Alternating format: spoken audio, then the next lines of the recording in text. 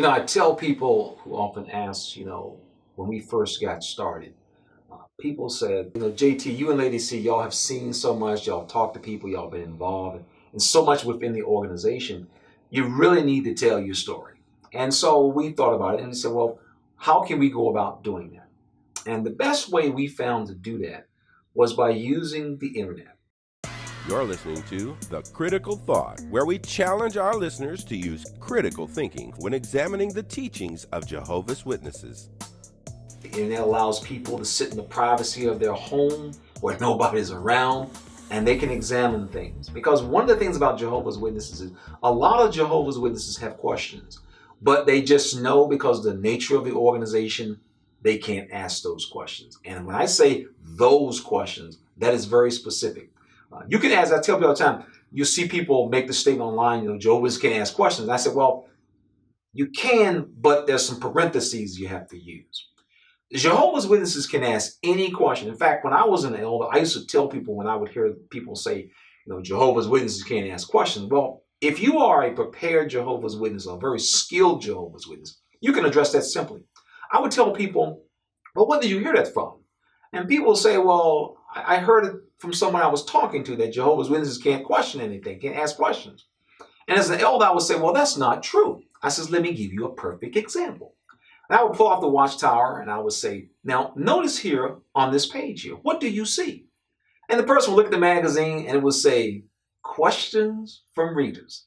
And so as a Jehovah's Witness, because I was trained on how to do this very well, and I trained other people as well, the person will say, oh, so you can ask. That's right. You can ask any question you want. Jehovah's Witnesses are free to ask any question they want. In fact, they're encouraged. If you have a question, you can sit down and literally write the editors of this journal with your question. And so the person, because they had heard it from perhaps a former Jehovah's Witness, they will walk away thinking, man, that guy gave me some wrong information. He told me Jehovah's Witnesses couldn't ask no questions. Well, there's a little part that is left out. And this is the part that typically the non-Jehovah's Witness don't hear much about. And that part is, you can ask any question you want. But once we give you the answer, that's what you can't question. And so that's where the little phrase that I often use came from, is that, I prefer to have questions I cannot answer because I don't know what the answer to that question may be, than to be given answers that I cannot question. And one of the reasons that becomes an issue is because when you start doing critical thinking, that means you're going to ask critical thinking questions. And critical thinking questions, they will go literally to the heart and soul of what you're talking about. They deal with the bottom line. It's like when people go to buy a new car or whatever, they're not interested in knowing whether or not you're going to throw in some floor mats. They're not interested in whether or not you're going to do me oil changes every 3 or 4, 6,000 miles or whatever. They want to know, how much is the car going to cost me? How much do I need to go to my bank, get out, and pay for this car? Give me the bottom line. And that's what critical thinking questions do. They go straight to the bottom line. And so many times people as Jehovah's Witnesses have questions, but because of the fear, many witnesses simply won't ask the questions. And those who do, once they're given an answer, they know they better not come back to any more times talking about, I don't agree with this answer. Many times witnesses are simply told, push it to the back of your head. One of the things that we have found, and I make a practice ever since we left the organization, to ask anybody, did you ever have questions? And what happened to those questions?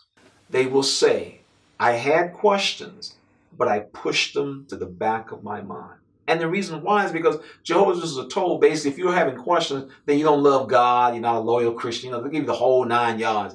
And that works fine for a certain period of time. But after a while, you begin to realize the question I raised was a valid question. The answer you gave wasn't. And that's where the difference comes in at.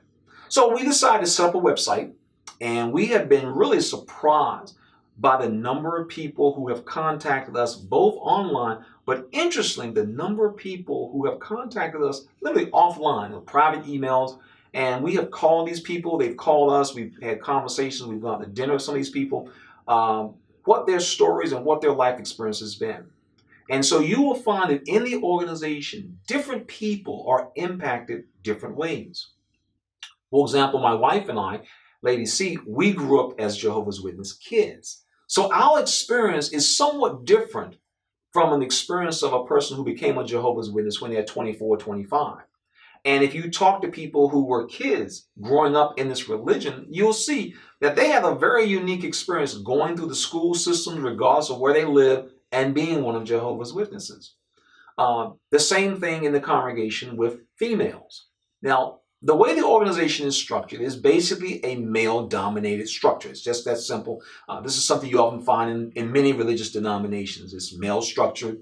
And as a result, women oftentimes are put to the side, as it were. I'll give you a perfect example. There's a traveling elder. He visits every congregation of Jehovah's Witnesses, roughly about 6 months. He's known as the circuit overseer. His wife is oftentimes known as the circuit overseer's wife.